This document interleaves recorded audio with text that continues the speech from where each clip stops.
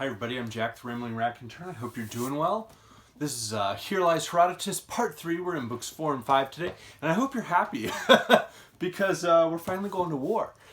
Greece and Persia are finally on this path to war. It's essentially been decided, it's inexorable. Darius has somebody constantly whispering in his ear, remember the Athenians. If I can remember two, I will throw a link into the great clip of the Marx Brothers in Duck Soup singing To War, To War. So we're in books 4 and 5, and book 4 gives us sort of the last chance to see the all over the place Herodotus, because we're talking about Scythia and Libya, in part because Persia has some conquest dealings with those two areas of the world. And then in book 5 we finally get the Ionian Revolt. We get some more information about Sparta, which we've heard very little about. We get quite a bit more information about Athens, which has I think had like two mentions, contemporary Athens.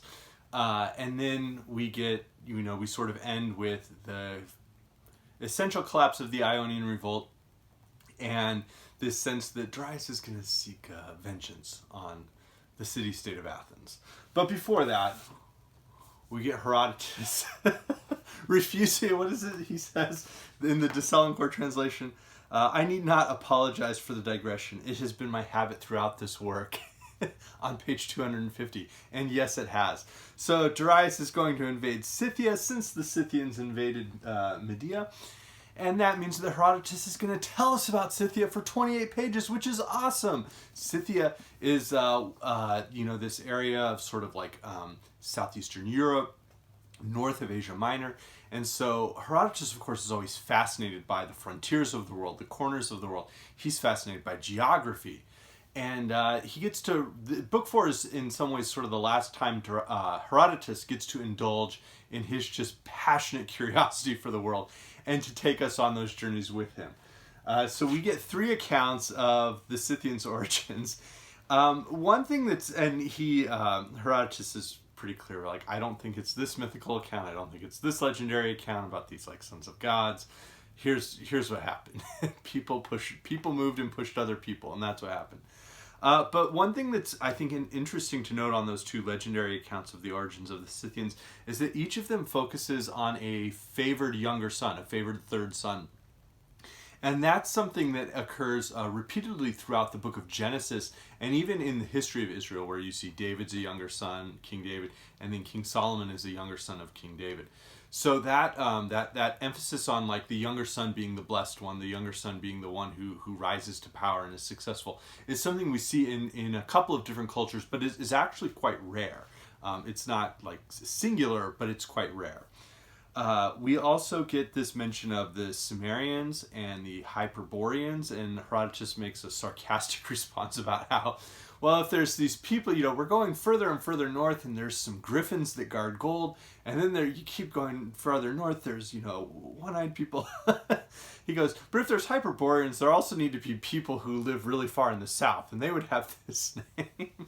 So we get a little sarcastic Herodotus in there. We have, of course, the griffins. Herodotus doesn't.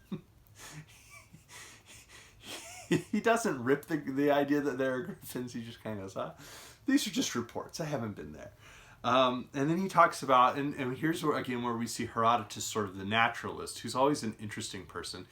He talks about how there's this region of, as you go farther north, they talk about how the air is filled with feathers. And then he correctly deduces that, well, what that probably is snow, because it's cold. And if you get enough of the snow clumping together, it might look kind of like feathers, like these flurries.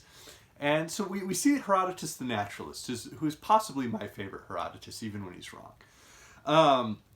We also get a really important detail. It's possibly the earliest account from sort of Western civilization of the existence of a southern hemisphere, because there's a report about this group of Phoenicians who sail south at the orders of an Egyptian pharaoh, Necho.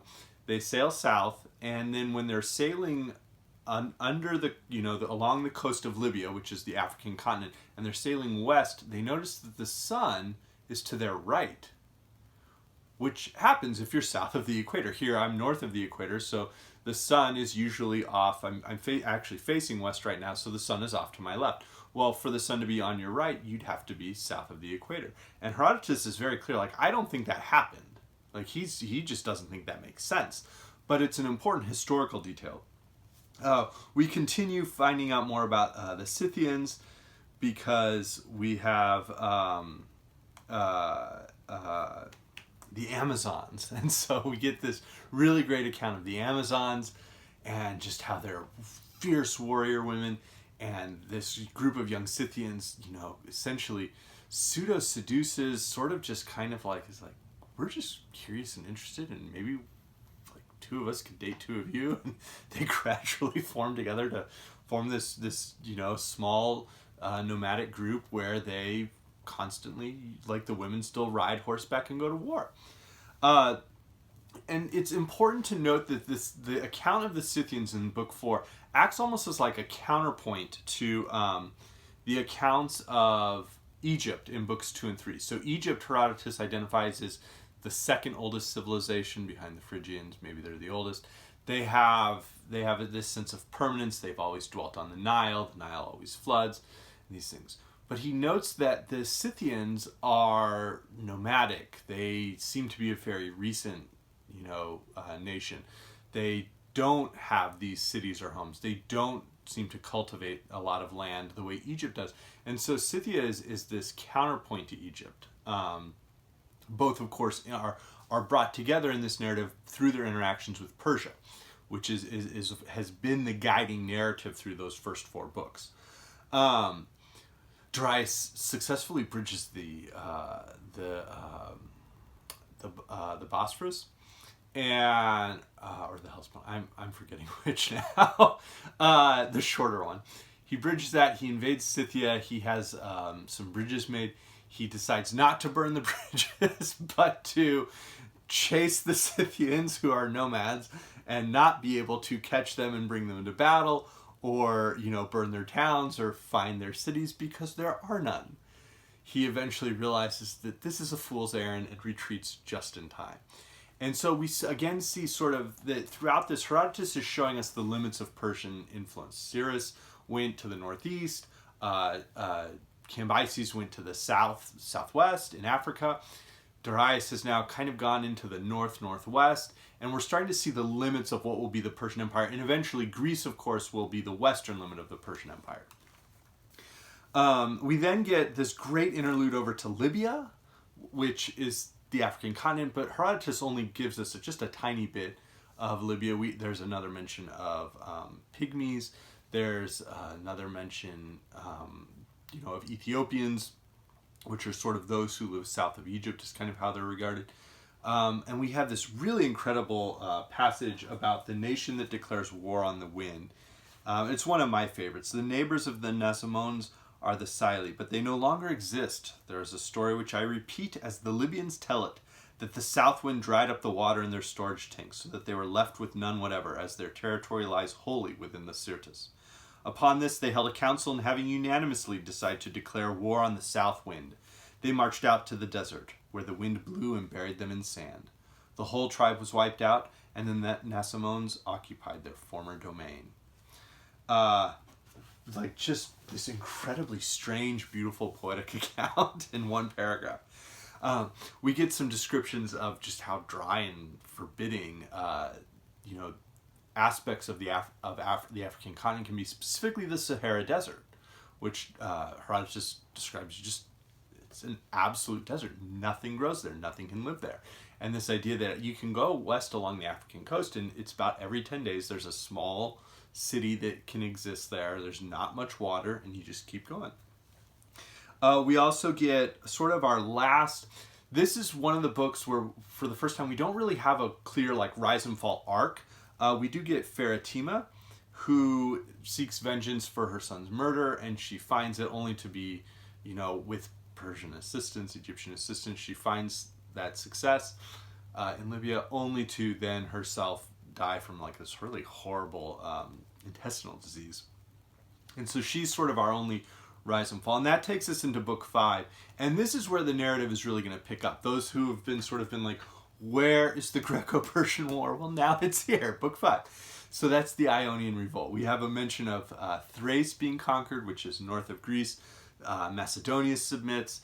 And the Prince Alexander of Macedon, this is not Alexander the Great, we're about 150 years before him. He has all the Persian envoys murdered after they want to, take advantage of the local Macedonian wives. This is important because A, this is not going to be the only time that Persian envoys are murdered, and B, it brings in this idea of guest right, which was very, very important in the Bronze Age and sort of, in the era before this classical age that we're looking at now, where if you gave hospitality to someone, you and that person were essentially like cousins at that point. You would never harm that person. You would never violate that person. That person, you had to protect that person later on in the future, and the same was due for you. And this continues into feudalism in the Middle Ages. It does eventually kind of pass out, but this concept of guest right, and of course we have Alexander here who's just totally violating it. And Herodotus has no issue with that. We now get the first seeds of the Greco-Persian Wars when Aristagoras of Miletus begins the Ionian Revolt. So Miletus starts this revolt, it kicks off, and Ionia, again, is sort of this group of cities along the very western coast of Asia Minor, or modern Turkey. Originally, they're Greek colonies. And there's this really cool detail about how Histiaeus sends a slave all the way from Susa, for you guys, across the Great Persian Road to Miletus, and he has tattooed on the slave's scalp this message to his nephew and son-in-law Aristagoras to say, start the revolt. And then he allows the slave's hair to grow, and he sends him off, and with the only order, shave the head. And so this happens, and it's just this incredible bit of spycraft that we receive, and something that I remember as a child reading books like Alvin's Secret Code, which is a children's chapter book, and other books around spycraft and codes that talk about this incident as one of the earliest components of spycraft. So the Ionians are going to start their revolt. Histiaeus just wants to get back home from Susa. He's not happy being like one of the great wise old men for King Darius, so he wants to go home. And so the Ionians need an ally, and so initially they think, well, let's go get the Lacedaemonians, the Spartans. And Cleomenes is the king of Sparta at the time. Although you'll find that we find later there's a mention that there's also another king. Sparta's a diarchy. There's two kings, not a monarchy. Cleomenes, and Herodotus just throws it off like, oh yeah, even then he was beginning to be plagued by madness. This is going to be important later on. Other historians might differ on how mad Cleomenes actually was. There's also two other important notes. Cleomenes is the older half-brother of Leonidas, who most of us have probably heard of. If we're familiar with the Greco-Persian Wars, he'll be important at Thermopylae. He was also in 300. He's the king. And Cleomenes is the father of Gorgo, who will later marry Leonidas. So that's kind of why he appears important, but he's a key figure throughout Book 5 and later on. He is then told about there's this great Persian road, and it's going to take you 3 months, and Herodotus then, pedantically amends, and 3 days, because you got to get from Ephesus there. It's going to take 3 months and 3 days to get to Susa. And when you get there, there's all this wealth, and everybody along the way is wealthy, and there's this great road. And what Herodotus doesn't tell us is that road, the King's Highway, the Persian Road, the Khorasan Highway, was like a legendary highway. It's one of the first truly great public works of the world. Well, beyond obviously the Egyptian monuments and the city of Babylon itself, but the Persian Highway is just this incredible marvel where teams of horses can consistently convey detailed messages, and teams of beacons can convey quick semaphore style signaling, so that if you think of the speed of light, Darius could actually command the western ends of his empire from Susa in with a fair degree of like detail. It's quite impressive, and Herodotus doesn't go into that detail, but historically it was quite impressive. Cleomenes hears 3 months and says, absolutely not. You can leave now. You get out of here. So let's go to second place, which would be Athens. And Athens, we now get this mention. Athens, despite its reputation as this like massive, free-thinking democracy and trial by jury, trial of peers, one person, one vote, all these concepts of freedom and democracy and government, good government that we get. Athens had not been a democracy for very long. It had recently, been freed from the Pisistratid tyrants. Hipparchus was murdered in what was really a lover's quarrel, not like a great freedom-fighting thing. Herodotus doesn't mention that.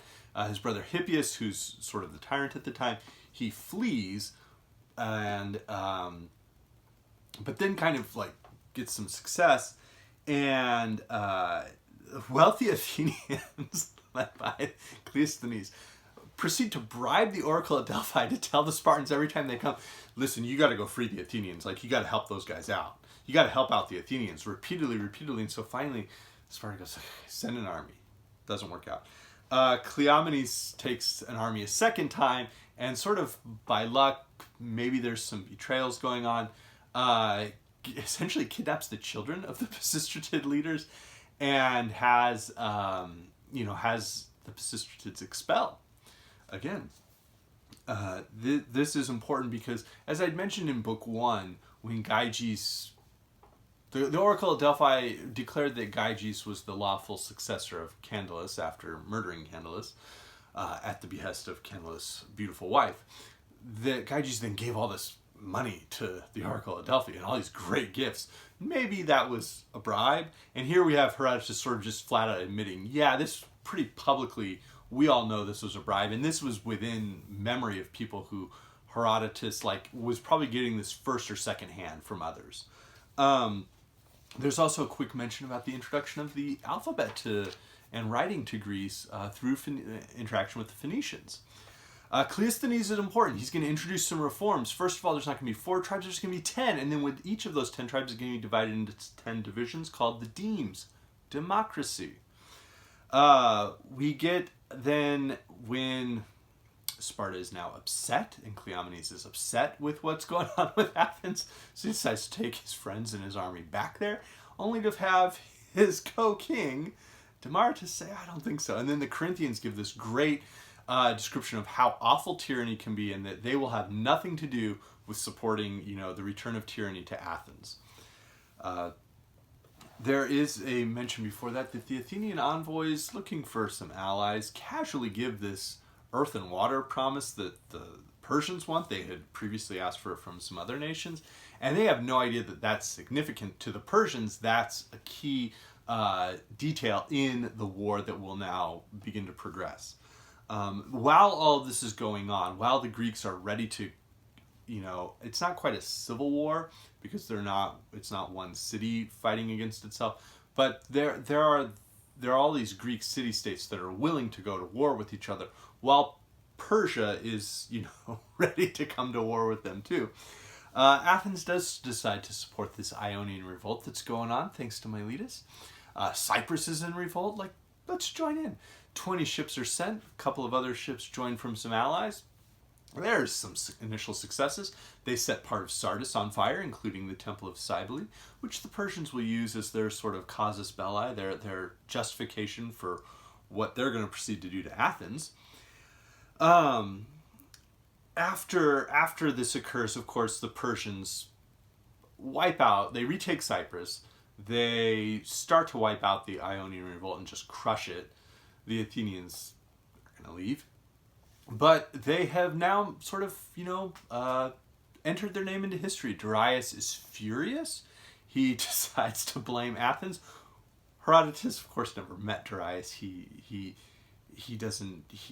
perhaps this was true, but it could also just be a great story. But Herodotus tells us about Darius firing the arrow into the air just in his anger, and then seeking to have this aide constantly remind him every day, remember the Athenians, remember the Athenians, remember the Athenians. It's like he's got his own William Randolph Hearst here to, insinuate who he needs to go to war with.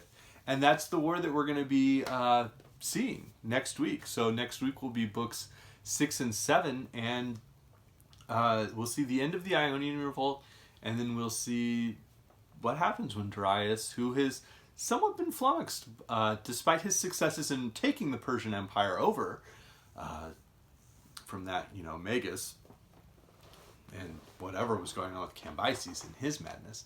Darius has been a little bit flummoxed in sort of, the border regions, and we're going to see what happens when he heads to Greece. So I hope you're having a great week. Couple of quick references. One is that Tom Holland's Persian Fire very much picks up this part of Herodotus and has a lot of great details, more like historical details that are researched.